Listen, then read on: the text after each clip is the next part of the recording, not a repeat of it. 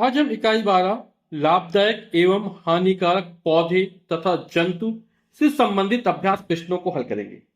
पहला प्रश्न कह रहा है, नीचे लिखे हुए हानिकारक तथा लाभदायक जंतु तथा पौधों को छांट कर लिखिए।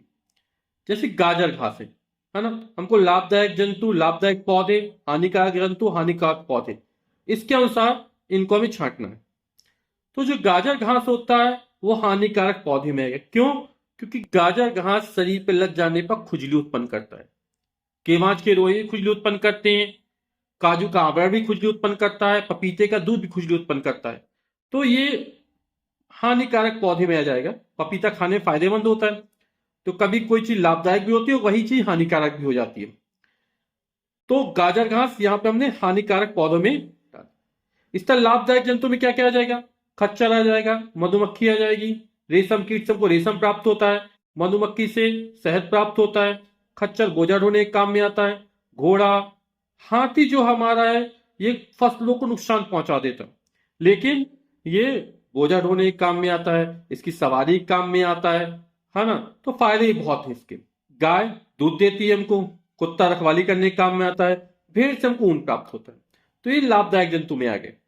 लाभदायक पौधे में तुलसी आप लोग जानते हैं, बहुत सारे इसके औषधि गुण होते हैं। नारियल हो गया, खाने के काम में आते, इससे तेल भी निकलता है। जामुन हुआ, सरगंधा हुआ। हानिकारक जंतु में खटमल, चूहा, नीलगाय, टिड्डी, पिस्सू, मच्छर आ जाएंगे। प्रश्न नंबर 2, कल सीमा पढ़ने के लिए अपनी पुरानी लकड़ी की मेज को लेकर बैठी, पर अचानक उसने देखा कि मेज पर मिट्टी से बनी कुछ टेढ़ी मेढ़ी धारियों में कुछ कीड़े चल रहे थे। तो आपने ये जो कीड़े देख रहे हैं ना, ये किसके नजर? दीमक के कीड़े होते हैं, जो लकड़ी को खाने का काम कर देते हैं और लकड़ी को खोला खोखला कर डालते हैं। तो क्या आप बता सकते हैं ये कौन सा जीव है? चर्चा के लिए कौन सा जीव है? दीमक है। और दीमक क्या होता है? हानिकारक होता है।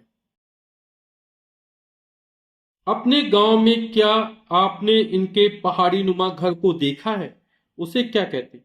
तो इनका जो पहाड़ी नुमा घर होता है उसको वाल्मीकि कहते हैं, या बाम्बी भी कहते हैं, या टर्मिटेरियम की कहते हैं। इस जीव के प्रकोप से बचने के लिए क्या क्या उपाय आप अपने घरों में कर सकते हैं? तो इस जीव के प्रकोप से बचने के लिए हम नमक का प्रयोग कर सकते हैं, नीम का तेल का प्रयोग कर सकते हैं, बोरिक एसिड का प्रयोग कर सकते हैं, या सिरका का भी प्रयोग किया जा सकता है। तो नमक, नीम का तेल, बोरिक एसिड, सिरका। प्रश्न संख्या 3, नीचे दिए गए चित्रों को देखकर उनके सामने उनसे प्राप्त होने वाली वस्तुओं के चित्रों को मिलाइए। अब जैसे गाय है, तो गाय से हमको क्या प्राप्त होता है? दूध प्राप्त होता है। तो यहां पर ये वाला चित्र इससे संबंधित हो जाएगा। ये भेड़ है, और भेड़ से हमको क्या प्राप्त हो? ऊन प्राप्त होता है। ये हमारा, इससे हमको मोम प्राप्त होता है। और ये वाला जो चित्र है ये हमारा कपड़े में चला जाएगा। प्रश्न नंबर 4, नीम के पेड़ के विभिन्न भागों के उपयोग उसके सामने दिए गए बॉक्स में लिखिए। तो ये नीम का पेड़ है, जैसे पत्ती गले की खराश दूर करने के लिए उपयोग में आती है।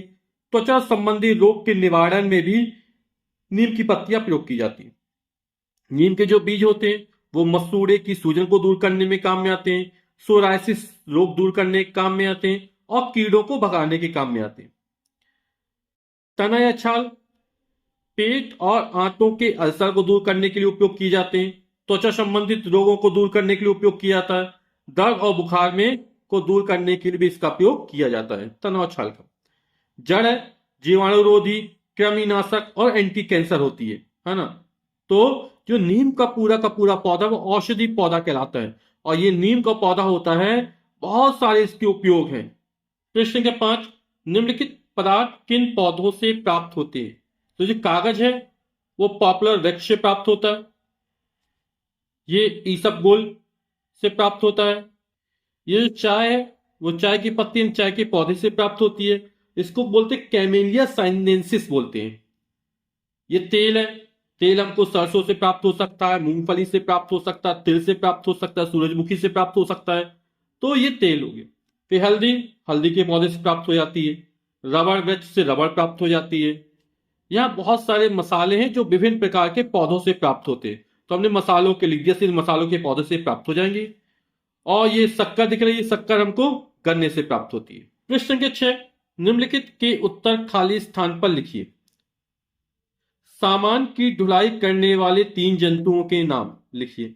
तो ये बैल हो गया, गधा हो गया, खच्चर हो गया, ये सामान की ढुलाई में आ जाएंगे।